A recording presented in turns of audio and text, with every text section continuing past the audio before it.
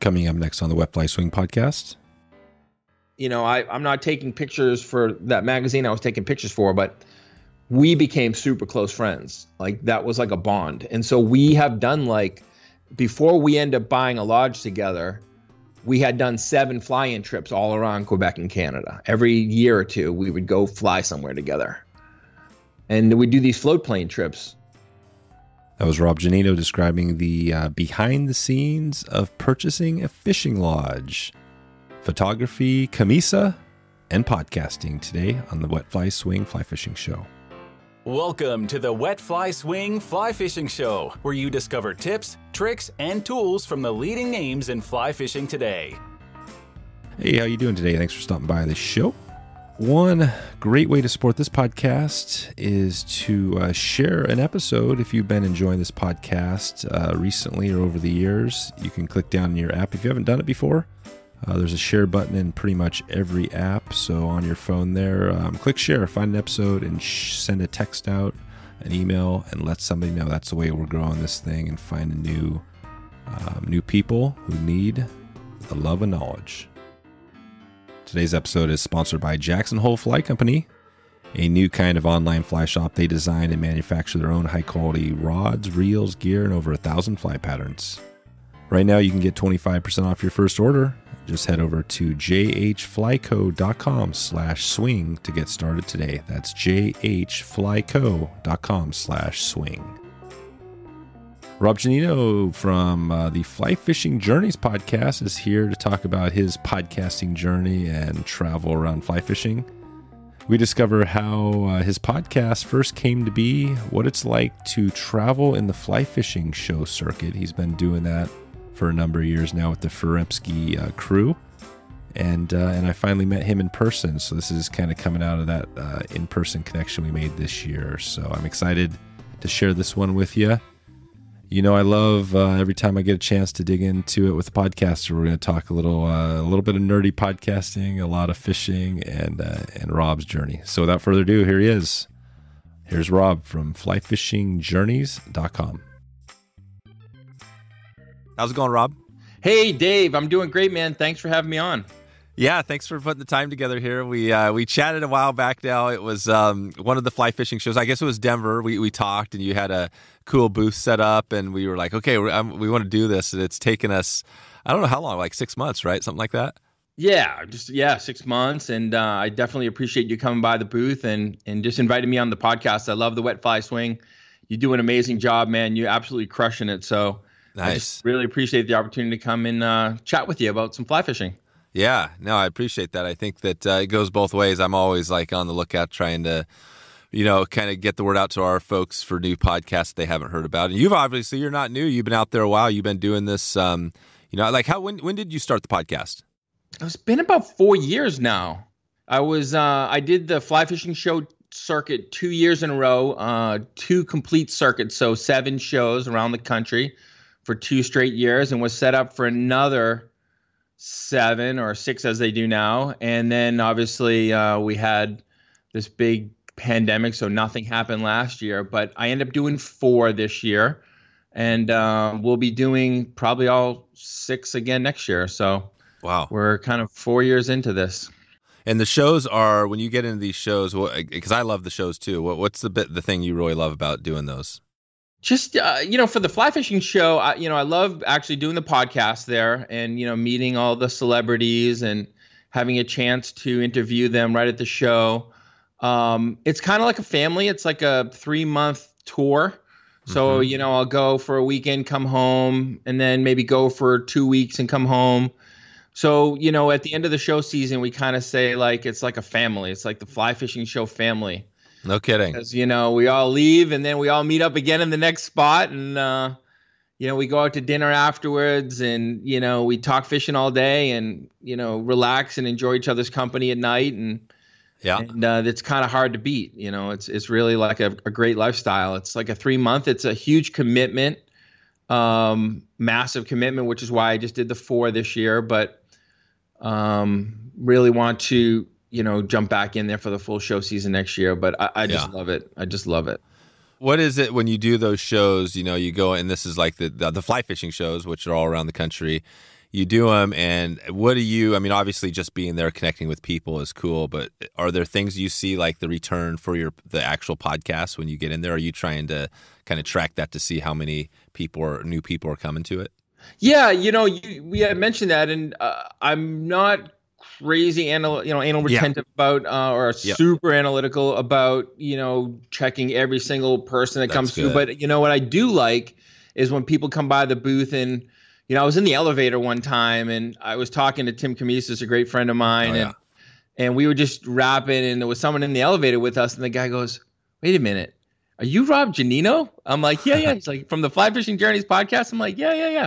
He's like, "Wow, man, I really enjoy your show." And, nice. So that type of stuff, when somebody comes by the booth and, they say, you had mentioned some people go back and listen right from the beginning. And, it's what I did. I went back and I listened to the whole catalog, and, they say that at the booth, or that's really, exciting for me. Or if I have a friend on, like my friend Maddie from Iceland Fishing Guide in Iceland, and, he was on the podcast, and, he had mentioned that 2 or 3 people heard him, or however many people heard him, on the podcast, and said they wanted to come and, fishing with him in Iceland. So those are the types of things I like to track more than anything else. Yeah, and that is the best. That's it. You're hearing from people directly, listeners of the show. That's awesome. So there's a bunch of different ways. I'm always thinking, I love just the podcasting, hearing about your journey, right? Your journey on the podcasting, right? It's pretty amazing because it's a lot of work. Whether you do one podcast a month or whatever, it's still a ton of work, and so you're doing it, and you've been doing it for 4 years. What do you find? Do you find that it seems like a lot of work, or just everything come pretty smoothly to you?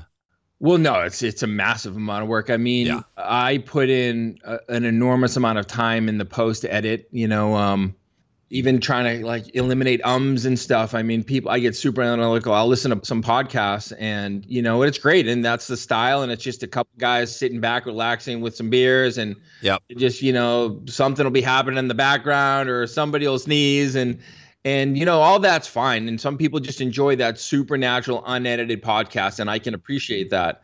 When at the shows, sometimes there'll be a bit of background noise, or somebody, will drop something in the back. I'll try to eliminate as much of that as possible, because I do try to like a little cleaner edit, if you will. Yeah. More of an interview style. I kind of take in some of my cues from April Vokey. I mean, I really enjoy her podcast. I think she does a phenomenal job with interviewing somebody. They really dive into the history, or the, that background story, if you will, of the person.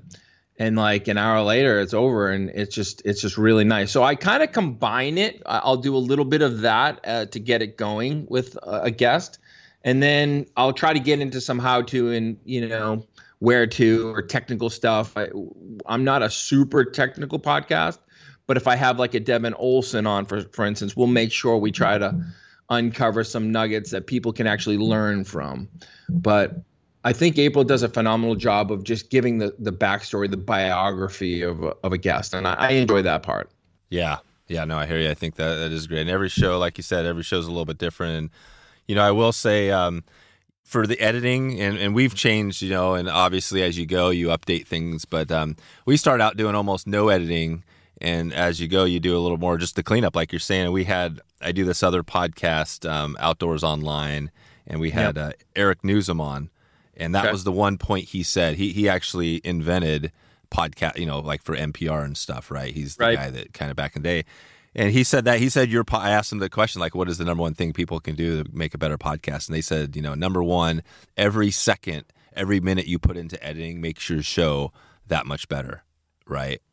I would be embarrassed to tell you how many hours I have. Yeah, well, I put into editing. I don't want to tell people because it's crazy how many hours I edit. I mean, if I start editing a podcast at the beginning of a day and I'm done by the end of the day with all the graphics and stuff, I feel like I've accomplished something. Yeah. It's like for me, it's an all-day process. Yeah, that's good. I don't know if you found that with because I know you do like a zillion. Like post-production, you have like your little clippets where you can see like the waveform bouncing in the social media. I mean, I think that is super pro, man. That is so cool. I know that is the one thing that is and it does take time, but I'm the same. I mean, Yeah, I mean, I could see that. You could take easily, you do an hour-long episode, it could take you, 4 hours, right, depending on what you do. Yeah. Plus, you add a blog post, you got to write that, you got to do research. Plus, you do, all the other stuff you're talking about. You add some audiograms. It's all, you know what I mean? And that's part of the thing where, for me, I've struggled with that a little bit because I want to do everything at the top level. Mm-hmm. And like you said, April, that's what's cool about April. She's been doing this a long time, and I told her when I chatted with her, I was like, hey, you inspired me to start this. You know what I mean? Like, and that's what the cool thing is. I've talked to other people who have listened to the show, and I've helped a few people get into podcasts, and there's a few new fly fishing podcasts out there because of that. Yeah. And so it's pretty cool, right? I always feel like what's the rising tide raises all ships sort of thing, right? It's like we're all in this together, man. I mean, that's why I love doing these episodes with you right now because, I'm sharing your show, and I think that if you have a better show, if you know what I mean, it's going to help everybody. So I appreciate that, Dave. I really do. Yeah. And, but yeah, no, I think the connection, obviously in person was awesome, but I want to, for you, I want to go back because I always like to do this just to hear your story on fly fishing. So let's take us back really quick. And I know you're in the Northeast now, but talk about how you first got into fly fishing. Yeah. Okay. So I mean, me and my brother, Craig, we grew up spin fishing. We fished the Ipswich River here. Actually, the same river that Jeff Currier cut his teeth on. So I was so cool to find out during our episode that we actually have the same lineage as far as where we started fishing. But just like a little local. What was the name of that river, Rob? Sorry, what was the name of that one? It's called the Ipswich River. How do you spell that? It's Ipswich. IPSWICH, Ipswich. Oh, wow. Ipswich. Okay. Wow. Yeah. Okay. It's a local town here in the Northeast of Massachusetts. And, just a little trout river, comes out of, the Atlantic, and then it turns brackish, and then it goes into fresh, and the local, Mass Gov stocks it with trout. So, but we just fished it, by some waterfalls close to our house, or, we used to pop over a fence at this chemical plant and catch like these monster overgrown bass, and and then they'd come running out after us. We'd jump back over the fence, just a couple kids on their bikes, you know what I mean? Just like fishing, that was our thing. That was our thing that me and my brother did together. We went fishing. And so we kind of did that through college, but then all of a sudden I saw that there was a fly fishing show coming to town. And so I went to the fly fishing show, and there was a Trout Unlimited booth there. And I said, I've always been interested in fly fishing because, me, I would just watch those shows on Saturdays. You had the Walker's Cay Chronicles, or you'll have, it was Jose Wejebe, the Spanish fly. He was a huge influence. Oh, yeah. So those are the two big Saturday shows that kind of got me interested in fly fishing, was the Walker's Cay Chronicles with Flip Pallet, or the Spanish Fly with Jose Wejebe. And, I heard he was going to be at the show, and I wanted to go meet Jose Wejebe. And there was a Trout Unlimited booth there. And I said, hey, I've really been interested in fly fishing, and I want to know more about it. I said, hey, we're having a fly fishing 101. They were having a meeting, and they met up at a local pond, and they would teach you how to cast, and they would teach you how to tie flies. And then I'd go to the monthly meeting, and there was a mentor there. It was an older gentleman. He kind of took me under his wing. And then just slowly I started gravitating towards fly fishing, and I loved it. I absolutely loved it. And I had done some writing, and so I started doing some writing and some photography, and that was back in 1999. Oh, so, wow. 23 years ago. And that's kind of how I cut my teeth. I went out to Western Mass. They had this big giant Trout Unlimited kind of weekend, like a annual get together where they're going to have their annual meeting of all the different chapters, and then we're going to fish. It was on the Westfield River at a place called Indian Hollow. And I brought my camper there with my wife and my young boy, Tyler. He was probably 3 or 4 at the time. And we pulled up, and it was late. It was like 10 o'clock, and everyone had been sleeping. So I waited. I didn't want to set up my camper. So the next morning when the light was on, I started walking around the campsite. This beautiful Indian Hollow was like a big, giant grassy knoll. And I found this one little cul-de-sac, and there was a couple tent sites set up. And there was this space where I thought I could put my little pop-up camper. Yeah. And I said, hey, do you mind if I put my pop-up camper here? And the guy said, hey, no problem at all. And they finished doing what they're doing. they got their fishing gear and they went fishing. I said, wow, that looks so fun. I wish I was with them right now. And they left the coffee. They said, hey, by the way, there's some coffee on the fire. Help yourself. I was like, well, that was super nice. Uh-huh. And, you know, that guy ended up being one of my best friends forever. Oh, wow. From that meeting. No kidding. Yeah. So we end up fishing the rest of our life together to this day. Wow. And that wasn't Tim Cammisa, though. No. That wasn't Tim. This was back in like 99, 2000. I met Tim about 4 years ago. Yeah. You know, Chuck Furimsky, the original director of the fly fishing show, the director of the symposium, put us together. You know, Chuck invited me to come down to the symposium, the fly tires, the International Fly Tire Symposium that happens the weekend before Thanksgiving every year. He asked me to come down, and he ended up putting us in a room together. So Chuck introduced Tim and I. Oh, wow. And we ended up rooming together a few years back, and we became really close friends, like a brother. That's amazing. Yeah, it's I love these stories because for me, you know, obviously I've interviewed a lot of these people, and I've had, you know, Chuck and Ben Furimsky on, and Chuck told the story, which really goes back to almost the TU, right? He started the first one. It goes way back then where he took over, I think, the spot. I can't remember exactly right, but there was the old show, his first little show in the back. Yeah. At the Seven Springs. Exactly. Yeah, you know the story. So, and then you mentioned the Walker's Cay Chronicle, which has come up so much. I just interviewed Andy Mill recently. Oh, yeah. Yeah, and he's coming up, and he told his story, and he talked about the Walker's Cay. He's like, man, the Walker's Cay, man, that was what got me into fishing, right? Yeah, flip pallet. Yeah, that was amazing. Just the whole energy of that show was just invigorating. Yeah, so no, this is great. I think that, and now you're in Boston, right? Yeah, I'm in Boston. Yeah, exactly. So you're in a really cool area. I mean, definitely there's all sorts of stuff, right? I mean, what are you talking about? You could go like got the within, I don't know how many hours, but you've got, striper, and then you've got all the warm water stuff, and you've got all of even, right? You go up north and you got some good trout fishing. What's it look like to you when you think about your fishing? When you look ahead, okay, I've got another year ahead, or say you're even planning out further, you know, what are you thinking about for your next trip? Well, yeah, for my next trip, like I just got back from Iceland, fishing with Maddie of Iceland Fishing Guide, and we were doing like a kind of a familiarization trip about a 5-river program that he has up in northern Iceland, and it was just absolutely amazing. Just the char, and we were doing sea run browns, and just a good time. It was just like a couple guys going fishing. You know, we had him and his guys, and we weren't guiding. It was just we all just got together and went fishing for like 6 days, and it was just so relaxing and so enjoyable. And then I'm planning my next trip is with Tim Cammisa. We're going back to Iceland to fish with the Fish Partner guys. We're bringing a group of 6 as like a little hosted trip, and we're doing that at the end of July. So for me, I love the international flavor of fishing. I love to just travel. My dad's a travel agent.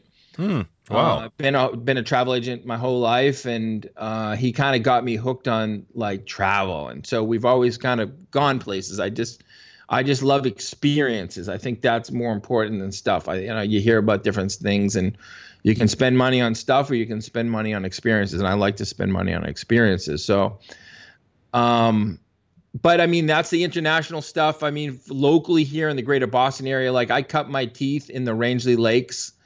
So the Megalloway, the Kitsuptic, the Rapid River. I used to fish with Aldro French of the Rapid River. There's a famous book called We Took to the Woods, written by Louise Dickinson Rich. And that's all about the Forest Lodge and the Winter House up on the Rapid River before there were roads into the Rapid River. It's the same exact place that the Gray Ghost was created by Carrie Stevens. Yep. It's like Carrie Stevens and Louise Dickinson Rich, as they were like peers. They at the same time period in the turn of the century time period, and that's where the Gray Ghost was actually formulated. By Carrie used to fish it for the landlocked salmon chart up there. So up in the Middle Dam and Lower Dam. So. I love that stuff. And that was where I kind of cut my teeth. And then I started fishing up on the west branch of the Penobscot in Maine quite a bit. That was awesome, up at Big Eddy Campground, and met some great friends to fish up there. Kendall Sperry was a great friend. We fished the West Branch of the Penobscot to this day. He actually used to be actually still is a net maker.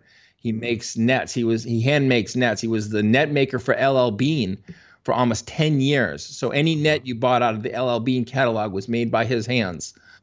So he's retired from that. He's a pastor now, but he still does a very fine selection of nets that he does like on a one-off basis. So there's that. There's New Hampshire. There's Western Mass is the Deerfield River. I fish quite a bit.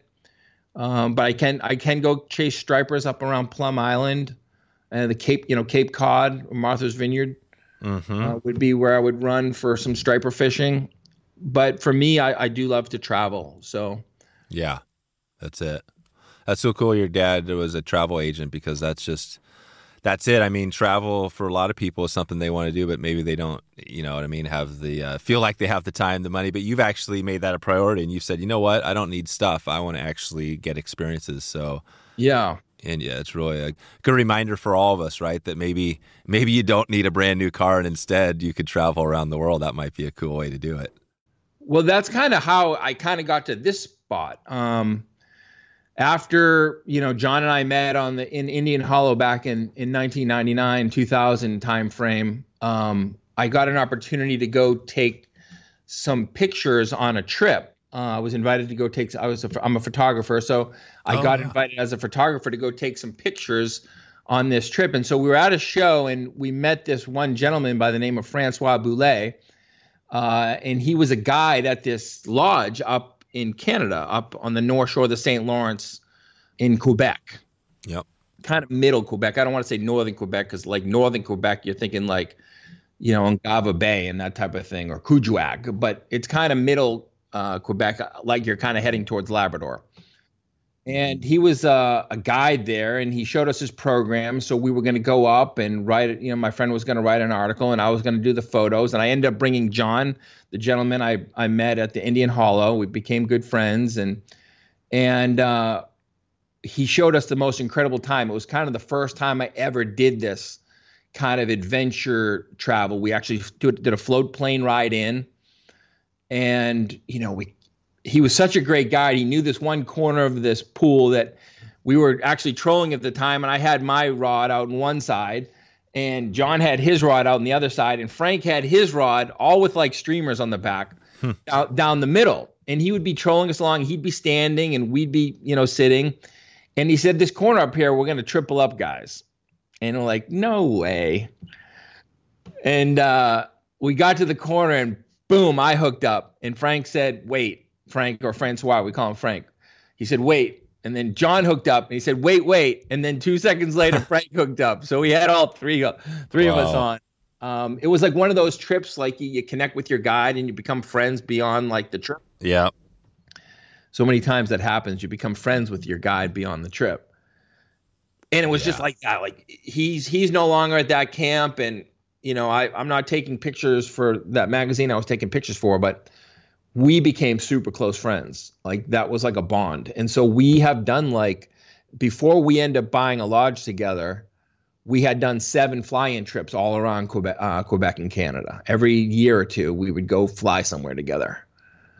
And we'd do these float plane trips. There was Trophy Lake, and another place that your listeners might know is McKenzie River Lodge, probably one of the best places in the world for wading for, large brook trout. It's in Labrador. Great wading spot for large brook trout and landlocked salmon, McKenzie River Lodge.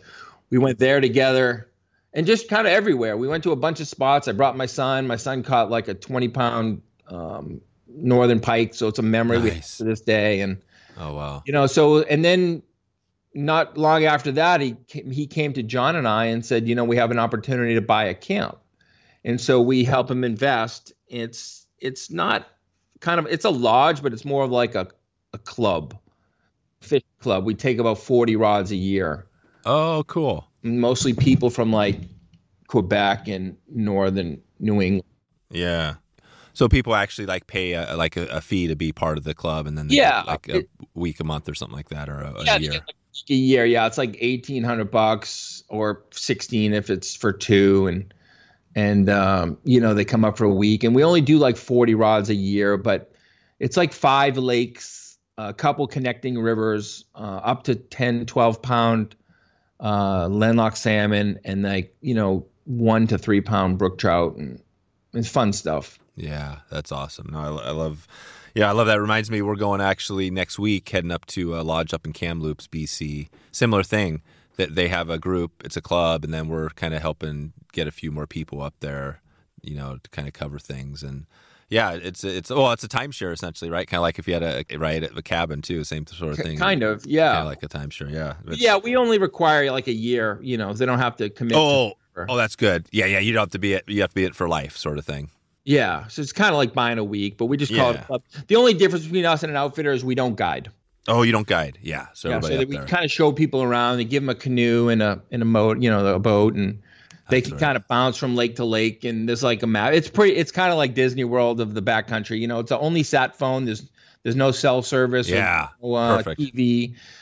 We call in our float planes by satellite phone, but it's just a place to get away and relax for a week. But I mean, the Kamloops, man, that sounds incredible. I used to watch those shows on those big rainbows on Saturdays, and I've always wanted to get up there. But that sounds like an amazing time. Yeah, it should be a good trip. I'm just kind of getting ready for it now. Still have to buy my fishing license and stuff. But okay. So, but it's all good, man. I think that this is cool to hear. I mean, I think it's the perfect. I love doing these conversations because your journey is different than my journey and everybody else's through this, and you got this podcast. So let's go back into the podcast a little bit. I want to hear a little bit of the details there. So when you do these, I think you do it. Do you kind of do? What do you do? Like a couple episodes a month, something like that, or depending? Yeah, basically I record most of my whole season unless it's like a lodge or like a one-off trip that I'm going to, or if I'm like a destination location that I want to do a podcast with somebody. I'll record most of my episodes during the show season and then kind of put them out as I get home. Oh, yeah. Yeah, that's so good. You batch them. That's a great idea. Yeah, we batch them. Yeah, it's really, for us, the best way to do it, because I'm doing like over one weekend, I might do like 6 episodes or more. At a fly fishing show, I might record like 6 or 7 episodes. Nice. So you're actually recording them. You have like just a room at the show and everything's set up. People come in there. How you do that? I actually do it right there in the booth. So like I'll get a booth, and Ben, the director of the fly fishing show, will try to get me a spot that's kind of away from like some of the speakers or some of the the casting pond that'll have like a demonstration or whatnot. And then I'll just record it right from the show floor. We'll put headsets on. We set up microphones and speakers. We have a full sound system right at the booth, so that people can actually kind of hover around the booth and listen to the episode.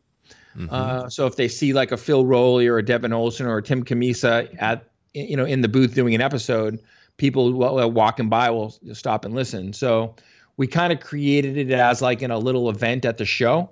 And then I just hit record and we have a conversation, and I record them, and then I come back and edit them.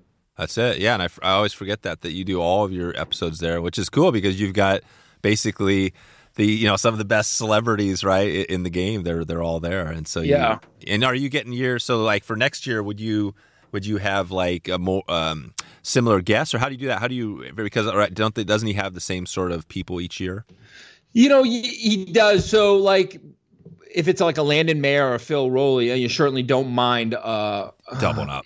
Doubling up, because you can talk about different things. And one might be techniques one time, might be where to, might be story, we might talk about his newest book. But we get authors, the authors will a lot of times rotate. We'll get fly tires. Every show has different fly tires. But, I'll meet people too. They'll come to the show specifically to be on the podcast. So if they're local to the area, if there's somebody I want to have a conversation with, they'll show up to the show just to be on the podcast. So that's right. We do vary it, and it seems like there's always new people in the marketplace as well. So yeah, I hear ya. We haven't run into that too bad yet. I'm sure. Yeah. Eventually, and you're teaching me about this Skype thing here too, so we're learning from each other. Yeah. I probably will do more. I was always hesitant based upon the quality, but listening to yours, there's certainly no lack of quality. I've tried at the beginning. I tried some online recording, and I was just finding like that whole VoIP sound not Yeah. really advantageous to a listener. So Yep. I hear you. I love the live. I love the dynamic of looking in somebody's eye, and kind of playing off each other's conversation. But certainly you've proven this model to work. So I'm not opposed to in the future, looking at doing some stuff like this. Yeah, no, that's great to hear. I think that, I think like you're doing it, the best audio is to have in person for sure, and you get that look. And yeah, ours is just a little different. I found, since I'm an audio guy, I've always found that this is just the way I've done it. So I actually, whenever I do in person, I have had a few that I've done on Zoom, and I just find that it just doesn't, it's okay, but I'm just not quite as comfortable. So I love just the audio only, and Very cool. Yeah, I've kind of kept doing it that way. But no, it's good, man. And Phil Roy, obviously, you mentioned your people. I mean, we've had Phil on. I think now he might have been. I think he's been on our show like 4 times. Yeah, and he's a ham. He's the man. He's a man, but he's also a ham. He is. Yeah, he is. Yeah. And Phil's awesome. But so we're going up to this thing up in BC with him. And, I saw that. That's awesome. And that's the cool thing. So give me this. So on Phil Roy, you've had him on your show. What do you remember? Give me something about his. I'm not sure if you guys have had 1 or 2 podcasts, but do you remember anything that sticks out?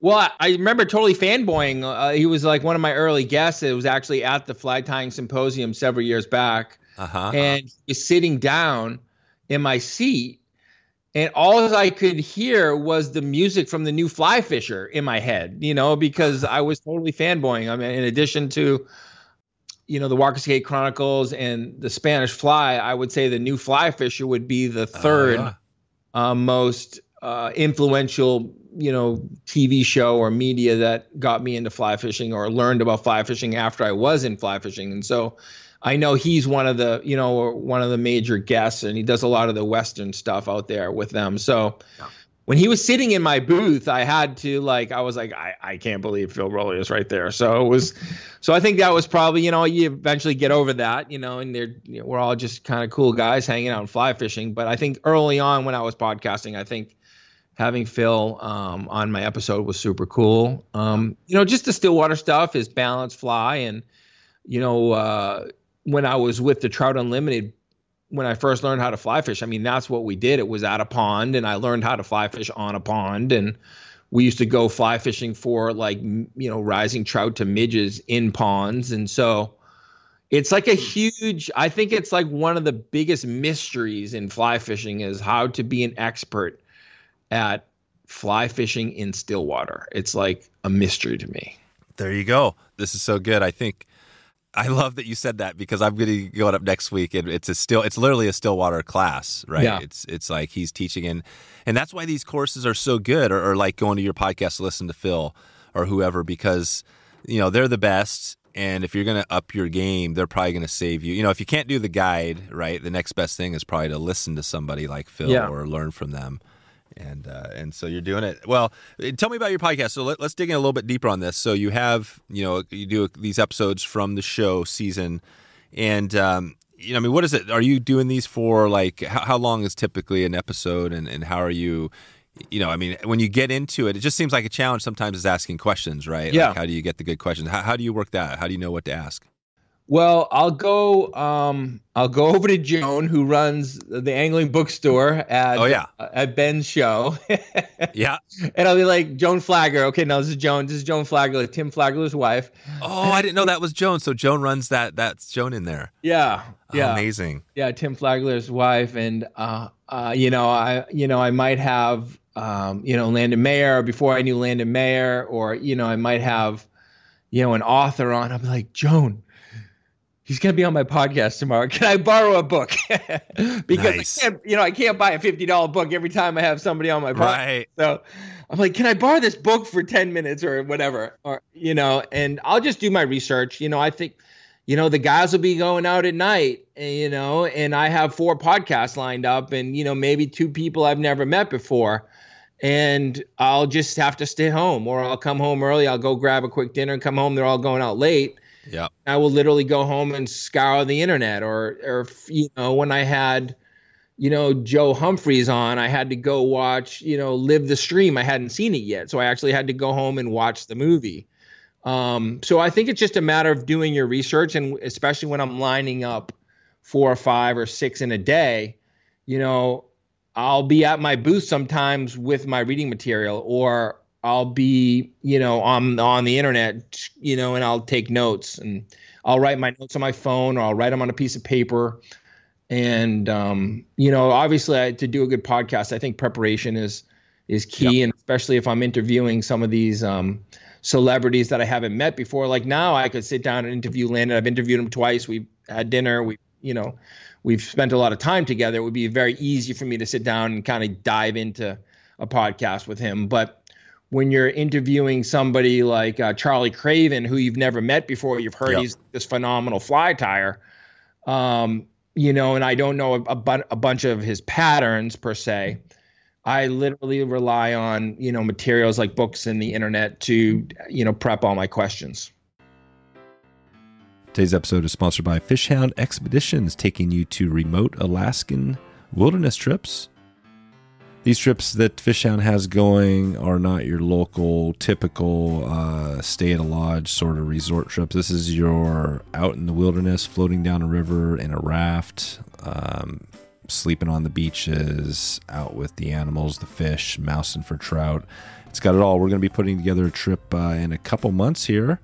Excited to get in on that one, and we're going to be doing some good stuff building up to that one. Mousing for trout, salmon. If you want your Alaskan experience, Adam and the crew has it going at Fishhound. You can check in with them right now to get started and find out all the good stuff they have going. You can head over to wetflyswing.com/fishhound right now to check it out and find out how to get started on these great Alaskan, amazing remote wilderness trips. Again, that's Fishhound, FISHHOUND, wetflyswing.com/fishhound to find out more information. You support this podcast by clicking over through that link to Fishhound. What are when you look into your past, and I'm not sure if you know all this, data, or just from what you think, do you have a few top podcasts? Do you have some that maybe resonated more or got more downloads? Do you have any idea there? Yeah, I think Jason Randall's has done super good. I think it's more just the most recent ones. If you look at the numbers, the catalog has grown, so it's hard to compare like one now from one, like say 3 years ago. Right. Just because, there's so much more exposure to, fly fishing journeys, and there's so much more exposure to what I'm doing on social media or just the growth of, every year we grow. So yep. I just think they layer on each other more than anything else. Yeah, definitely. So yeah, I'm just looking back at some of your recent ones, and it looks like some of these were not. I wonder, like for example, the Steve Day, was he a show? Was that a show interview? I actually did a podcast with him live at his lodge. He had, an outfit. He has a pack station out west. Oh yeah. Unfortunately, he's had some difficult situations as of recently with the pack station, but it's an incredible whole situation there. I went out, me and my son went on a 25-mile horseback trip into the Sequoia National Forest to hunt my first golden trout. Oh, wow. I had never caught a golden trout. I actually tried to, I want to say how many years ago, but many years ago, me and my buddy tried to go up into the not the golden trout wilderness, but up into the eastern Sierras on the eastern side. Eastern side, yep. Yeah. And we were told that we had to bring a bear can. So it's like one of those cans that you pack in to pack your food. Oh, yeah. And my buddy, he's like a rebel. He's like, I'm not bringing that thing's too heavy. But to get our license, we had to say we were going to bring one. So we're hiking up. We had done probably half the hike straight up the mountain. We're almost there. We saw a ranger coming the other way. We kind of hid up on a hill at the same time, making ourselves completely visible to the ranger. And he found us and he said, hey guys, can I see your permit? Where are you heading? So we told him where we were going. And he said, can I see your bear can? And we said, well, we don't have one. No, I'm sorry, sir. You have to go back down the mountain. Oh. So he turned us completely around and we went back down the mountain. we ended up going up into a different trip, up into the, I think you call it the Baboon Lakes, like 5 lakes. Incredible fishing. But they were mostly brook trout and rainbows and maybe some browns, but no goldens. But it was just one of those amazing trips in the backcountry that me and my buddy did. But we didn't get any golden, so I've always wanted to ever since then. And so I actually met Steve Day of the Golden Trout Wilderness or Golden Trout Pack Trains at the Pleasanton Fly Fishing Show a few years back, and we said, hey, let's do a trip. And so me and Tyler, my son, drove across country, and we went to his pack station. There was like 20-something horses and mules, and we packed into the Sequoia National Forest, into the Golden Trout Wilderness, which took us most of one day to get in. And then when we were there, we had to do another 3 hours, basically straight up. It's kind of like you're in Yosemite National Park, very similar type landscape. Big trees. Trees and rocks. Giant trees, right? Giant sequoias are monsters. Those are like you could drive a car through them. Yeah, that was like the trees, but the rocks was like those big granite rocks like El Capitan. You could see that like almost everywhere. We had to go like straight up the thing, and we went into there's 2 little rivers, Volcano Creek and Golden Trout Creek. Those are the only 2 purebred golden trouts in the world. That's where they stock the rest of the golden trouts from. I think there was like a story of like 8 fish they moved in a bucket over to the eastern side. They put in the lakes, and that became the rest of the golden trout population on the eastern side. And those are the same strain that was put out into like Montana and stuff. But like we fished in Volcano Creek for those 6-inch beautiful pure strain golden trout.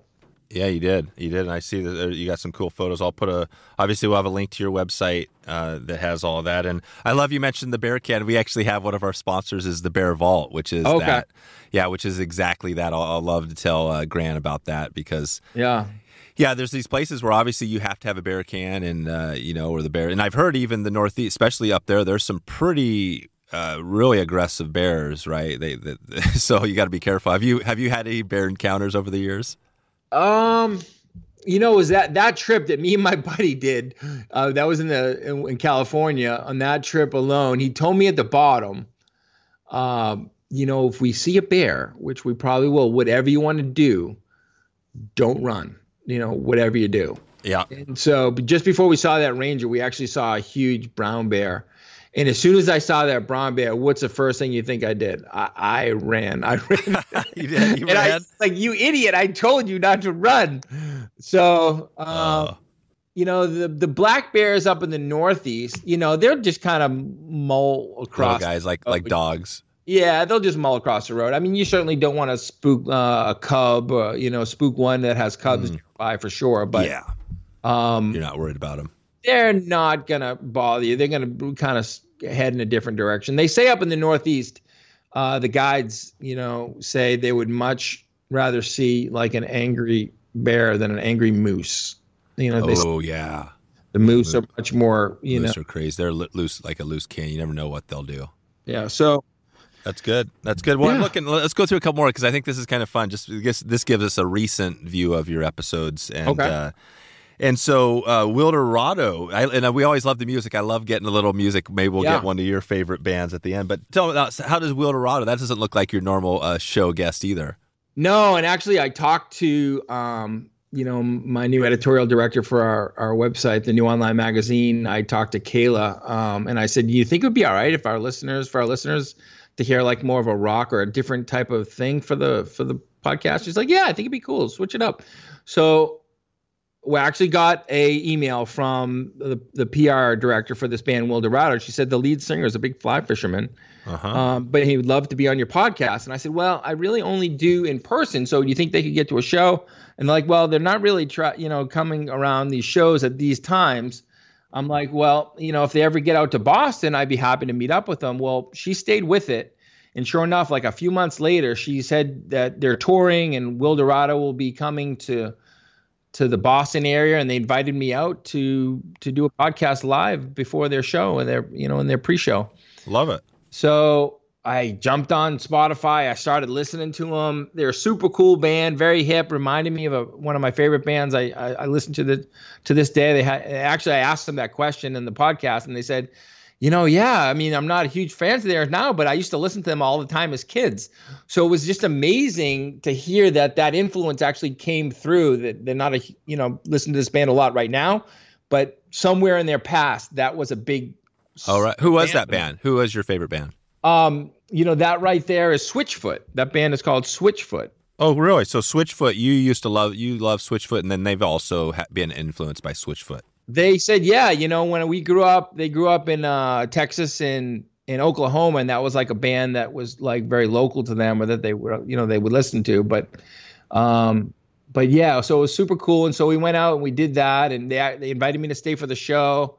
And they're just a super cool band. I mean, I love their music, and it was like I told them in the podcast. I said, this is the type of music that you can listen to like once or twice through, and you can already be jiving with it. It doesn't take you 10 times through like some music does. Even some of my favorite artists, when they put out an album, I have to listen to it a few times before I start jiving along with the music. But this music kind of just jumps on you right quick. And yeah. Wilderado is a cool band. I would recommend anybody check them out there. And I enjoyed their show. Their live music is awesome. They were actually on one of the Tonight Show, or I think they were on. Oh, wow.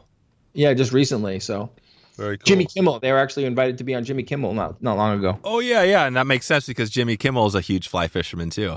Okay, cool. Yeah, that's Kimmel. Yeah, Kimmel's connected to like he does some stuff up. Yeah.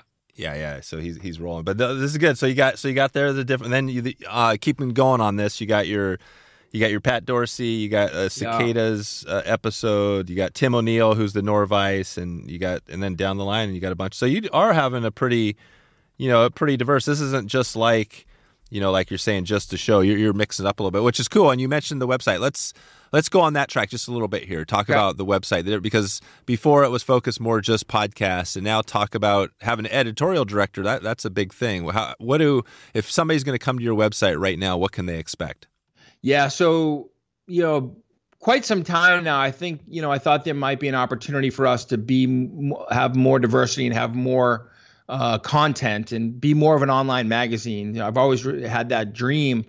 But it was like I tell Kayla, it was like one bridge too far, between the podcast, and I know I do a vlog on a lot of the trips that I go on. I'll do a vlog on YouTube, and we'll kind of highlight the whole trip via video. And with all that, and even my company, my other media company that I run, like this whole idea of an online magazine was like one bridge too far. I see it, I have the connections, I know what I want to do, but it was just to do it right. I didn't have the bandwidth. And so I reached out to somebody, your listeners may be familiar with. Her name is Megan Barker. She is the Pebble Mine director. She kind of runs Trout Unlimited Alaska to oversee like the Pebble Mine program, to get information out on how to stop the Pebble Mine from, building a mine up there in Alaska. And I thought she might be great to help me on the side. And she said she's really, tapped for her time. So she really couldn't at this time, but she gave me an incredible recommendation. Her name is Kayla Roy. And she had just moved on based upon, getting married and moving out of the state of Alaska. So she was no longer working with Trout Unlimited. So she was kind of maybe open to an idea like this. And she's an accomplished fly fisher person.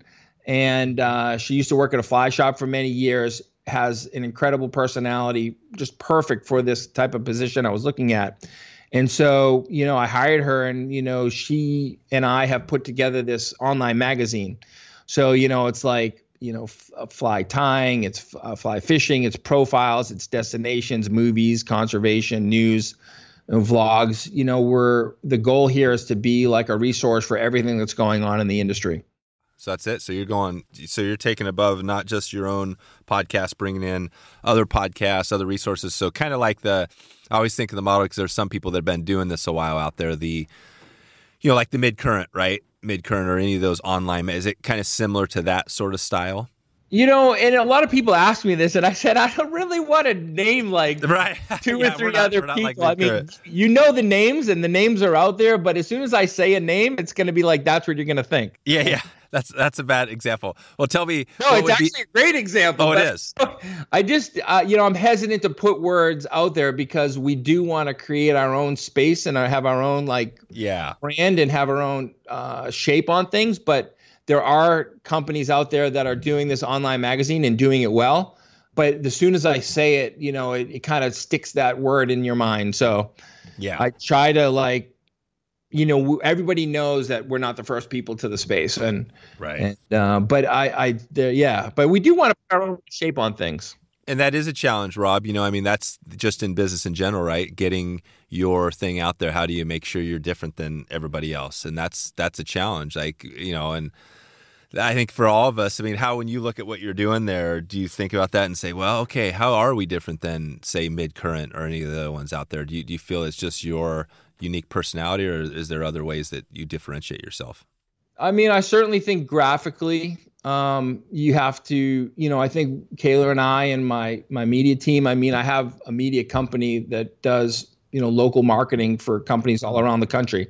That's kind of the base of where I've been, grown my industry, my career. So we have the same crew. I use my team, they're the ones who implement our Fly Fishing Journeys website. So between my team, Kayla and I, we spent a long time in coming up with the graphic outlay, like the way things look, the pictures, the style. Right. So I think style differentiates. Yep. How things lay out. I think that's one thing that I've heard quite a bit is compared to our old site, which I really wasn't that concerned how it looked. It was mostly just a podcast site. So I didn't put that type of time or layout design into it. So we were more concerned with making sure we were kind of out there on all the podcast channels. With this, it's very important that the layout be pleasing to somebody who comes on the site. They want to stick to it. So I think that's the biggest thing, is making sure our site is sticky. So when people come to it, they can jive with this article. Maybe they'll see another article. They want to, and they stay on the site. You're obviously looking at, bounce rates. You don't want people to bounce off the site. So it's not done. It's done. It's live. We're very happy with it, but it's like a lifetime project here. So we're going to obviously continue to grow it and put more, now that it's up, which took a Herculean effort. We're going to put a lot more time and effort into improving it and making it that, one-stop fly fishing shop that we want it to be. Right. When somebody comes there, and that makes total sense to me, when somebody comes to your website, I guess, is there a difference between somebody that comes to your website versus somebody that finds your podcasts on Spotify? Is it the same ideal kind of listener or, person you want? Probably at the end result, it's the same guy showing up to the, the parking lot with their fly rod on their roof or in their back trunk. It's the same guy, but I think visually or audio, from an audio standpoint, you're collecting people from different areas. So somebody might find us on social media, or if we'll put out a new article that we've done or put out a newsletter, and they'll click to the site, they're bouncing around the site. Whereas on audio, you have that people who follow you and they get notified when there's a new episode. So at the end of the day, we want to, we'll talk about we'll talk about the podcast on the website. We'll talk about the website on the podcast. So at the end of the day, we hope that people will visit both places and allow people to go to YouTube if they like vlogs, or if go to iTunes or Spotify if they like to listen, or if they want to read. We want to give them the website. Yeah. Yeah, no, it's good. I love hearing this because I know how challenging it is. You know what I mean? I know how challenging a podcast is. I know how challenging doing a website is, and it's all time. And the cool thing is, it sounds like you actually have a team, which separates. If you were to do this on your own, you would probably be overwhelmed. But having a team allows you to be like, okay, let's get the right person in place to just take care of this piece, and I don't have to worry about it. And now you're moving on to the things you can focus on, right? Yeah, I have an incredible team. I'm very fortunate to find Kayla. She's amazing. She's traveling with us to Iceland and with Tim this July.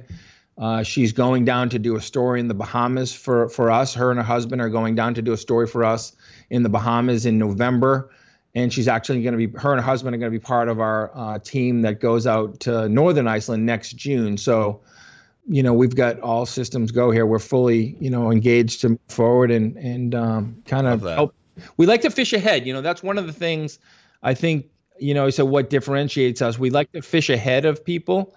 So like I just got back from a trip to Northern Iceland with Maddie of Iceland Fishing Guide. So we kind of fished ahead. We did the research. We took the pictures.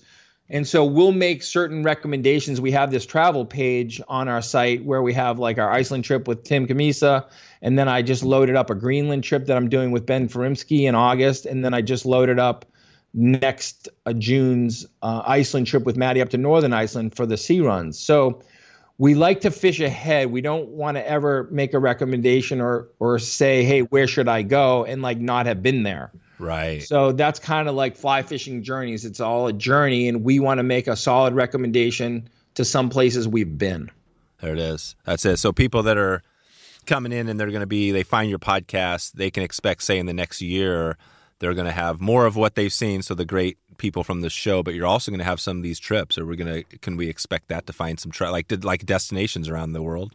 Yeah. So very limited. We've got 3 up there now, but who knows how many there will be, say maybe a dozen. We just went and fished with, the Tarpon Key Lodge down in Belize, and those are incredible guys. And, Ben and I went down there and caught a bunch of permit and we'll probably load up a trip like that, just because people are asking us, where should I go? What should I do? And there are some places you can go and it's amazing, and some places you can go, it's maybe not as amazing. So we want to make sure we'll be able to point people in the right direction. Yeah, perfect. Good. Well, we're gonna wrap this up pretty quick here. I just had a couple of random ones that I want to take it out of here. Sure. And you mentioned, so we talked, I'm glad we talked about the online magazine because that was something, one thing is just on the tech. I'm curious, some people might, like I said, I'm always interested in helping people maybe start a podcast. So let's talk about your in person. So people come in, what is your tech? How are you actually, what microphones are you using, and how are you actually recording it? Sure. Yeah. So we go through the system. So I have I think it's like an 8-channel board. So, that can push out to the speakers and so people can hear it live. And at the same time, I feed it back into, what is that? The H5 or H4? Oh yeah. The Zoom H4, and I record out of that. And then I have like Audio Technica headset mics. I think the headset mics, I've tried the handhelds. Yep. And, you get a lot of pinging and popping. Yeah. Because people are moving around and banging them. It's hard to keep, have them hold it straight. So I just do the headset. I basically, put that boom right at the right spot for a guest, and it's the Audio Technicas. Yeah, Audio Technica. I've got 4 of them. Nice. So I can go up to 4 people at a time. Yep, and it zooms, and you record your audio. So your audio comes into the Zoom, or do all 4 go into that Zoom recorder? I don't break them up. So, I mean, that's a little bit of a challenge, but it's just one less step in the post. Yeah, you got one. So it's all on one audio file. Mm-hmm. Yep, there you go. So I guess that's the thing. As long as you get things right, you're all at the same level. You don't have to worry about adjusting. Yeah, I mean, I guess that's the benefit of what's been happening the past couple of years is people are doing like high-tech TV. I'll see anchors on TV, on like their home. Yep. Logitech camera, so it's like, I think the need for this total HD or like the highest level of quality production is kind of a little bit of the thing of the past. I still like a high quality production, but I think people are, I think content is king. If you listen to Gary Vee, don't be perfect. Just get it out there. Yeah, there it is. Don't be perfect. I think that's probably about where we're going to leave because it is. That's the struggle is that people sometimes don't start something because like, oh man, it's too much work. Even fly fishing is a great example. I just heard from a listener the other day. It was like, man, he was thinking about really not getting going, but he was like, you know what? Because he seemed so hard, but eventually he just went out and bought a Remington outfit, and now he's got like he's all in. He's all into fly fishing. Yeah. So if I think fly fishing and audio and the production is actually similar, where there is a little bit of a learning curve, but you can just do it. Just if you had to, grab a phone, record yourself, and just to get started. Yeah. Nice. Well, Rob, you mentioned a couple things. I'm going to just go one random here. You mentioned we talked about Cammisa. I'm not going to dig into Cammisa anymore because he's, everybody loves Cammisa. His style is good. But I'm curious about the camper. So do you still have the pop-up camper? And is that something you guys are still driving around the country? We sold the pop-up quite a bit ago. It was like my dad's. He handed it down to me. So it was kind of on its last legs. So that was a bit ago. But we do have a tow trailer. So it's one of the bunkhouses because we have 3 kids. So we've got a 4-person bunkhouse in the back and a push-out queen from my wife and I on the front. And we just enjoy that. We're thinking about maybe getting a drivable, but yeah, I went and sat in one, and the kids have to buckle into the couches, and or you have to sit at the table. So I think it might be a little bit more, in your mind how amazing it is rather than being amazing. So yeah, it's not like you're going to be going down the road like, hey, we're all just running around the camper. Well, I heard you can't even go and like lay in the bed. It's illegal. Oh wow. Yeah, because they have to be buckled in. So, if they ever have to stop short or move quickly, they need to be in their seats. So, I think we have a Suburban, which is a pretty spacious back. So I think I like the tow trailer a little bit better right now. So if we get a new one, might get a new tow trailer. But plus, I think I do like just putting it down, and then just driving around in the Suburban after we get to where we're going, rather than if you get the camper.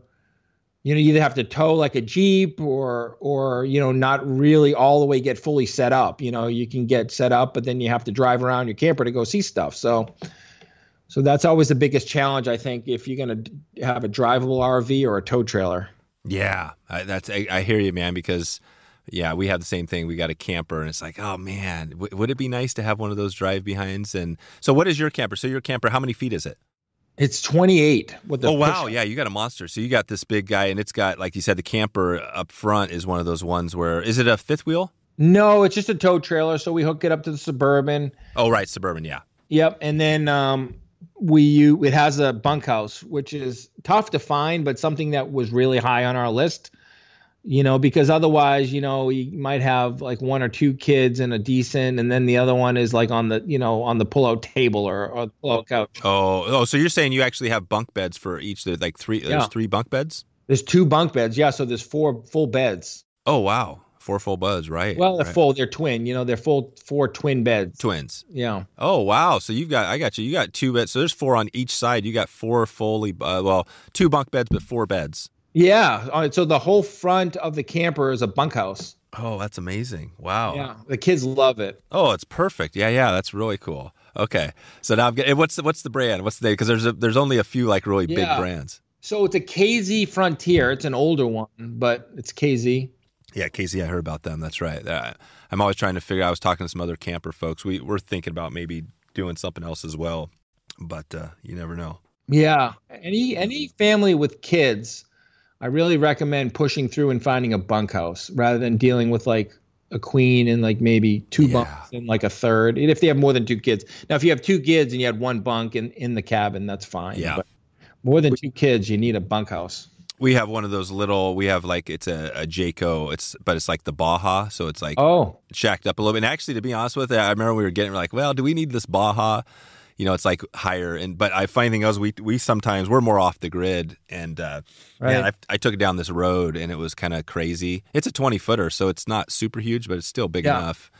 And man, I'll tell you what, I was glad I had that clearance because I took a big dip, and luckily we didn't. Yeah, we didn't trash it, but so I guess there's a reminder: insurance, right? So insurance, who's your insurance provider? Because if I would have trashed that day without insurance, other camper would have been screwed. For sure. Yeah, I kind of beat mine up when I took it up to the West Branch one day. It was a guy's weekend. I took it up there, and that last road and the Golden Road heading up to the West Branch is all, potholes and dirt. And I went a little too quick, and I kind of put a few little dinks and dents inside, but it's fine. But you have to go super slow if you're on a dirt road. Nice. Now I hear you. Yeah, that's it. All right, well, give us, Rob, we're going to take it out here. Just one last one here on the top fly. We've got this little challenge we're doing, which is kind of asking everybody, kind of what's your top fly, and then we're sending them out to wetflyswing.com/top-fly, and then it's a real easy way just to enter what you think based on our guests. So we're going to add your fly to this mix, and then we're going to give out a bunch of fly boxes with flies loaded up. So sounds. So let's hear what your top fly. I'm thinking northeast. So if you're going trout fishing, what is that fly that if you only had to pick one? One fly. Okay, so it can be any style. Anything you want. Yep, it could be anything. Just what is that fly? If you can only have one. Tungsten, beadhead, pheasant tail, nymph. Yep, pheasant tail. Good. Sorry, it's just that's probably like 1,000 people's. No, it's perfect. No, that's what we want, because we want to put okay, here's our list of our guests, and they haven't all said pheasant tail, obviously. So, but it will be interesting just to hear what the the listeners think too, what they would choose. Cool. So there you go. We got you in. So we got the pheasant tail. We got the tungsten. We're good to go. Yeah, man. Anything else before we jump out of here? You want to give a shout out to your podcast or anything else you guys have going? Yeah, man, I just want to give a shout out to the Wet Fly Swing podcast, because you guys are absolutely crushing it. I mean, you guys, the frequency that you put out and the quality of your guests and the quality of your production, it's really well done, Dave. So I really appreciate you having me on. Definitely. Thanks a lot, Robin. We'll keep in touch with you and hopefully see you at the next show. Sounds good. So there it is. wetflyswing.com/341. We'll get you some links. Some show notes, and probably a couple of videos, maybe at least one video there. I don't think we have too much in the music end for this one, but check it out anyways. A listener shout out before we get out of here. James Bowen. James reached out to me recently on email and gave a shout out that he loved the recent surf perch episode we did with Waters West Fly Shop. That was a great one. If you haven't seen that or interested in surf perch, you can check out that episode. Thanks, James, for supporting the podcast and for taking the time to send me a message, and definitely appreciate your support. If you would love to also reach out and maybe get an episode of yours on the podcast, you can send me an email, dave@wetflyswing.com, or check in with me anytime on social media. Before we get out of here, just want to give a shout out to the Top Fly Challenge we have going. You can get a free box of flies from Jackson Hole Fly Company by just quickly heading over to that page, wetflyswing.com/topfly, entering your number one favorite pattern. You can enter your fly that you have. Maybe you have your own top fly, or you can select from some common patterns from guests that we've had on in recent episodes. This is going to be a good one. We're going to be announcing this, and the fun part of this is I'm going to be tying the fly, the winner of the Top Fly Challenge, and we're going to be sharing it on another channel. So this will be fun to see how bad I am at fly tying. Okay, I'm going to let this one get out of here. It definitely is late, and I'm burning the midnight oil on this one. So I appreciate you hanging in here to the very end, and hope you have a good evening, a good morning, or a good afternoon, wherever you are. I hope to maybe see you on this trip on the water, or maybe catch you online. Thanks for listening to the Wet Fly Swing Fly Fishing Show. For notes and links from this episode, visit wetflyswing.com.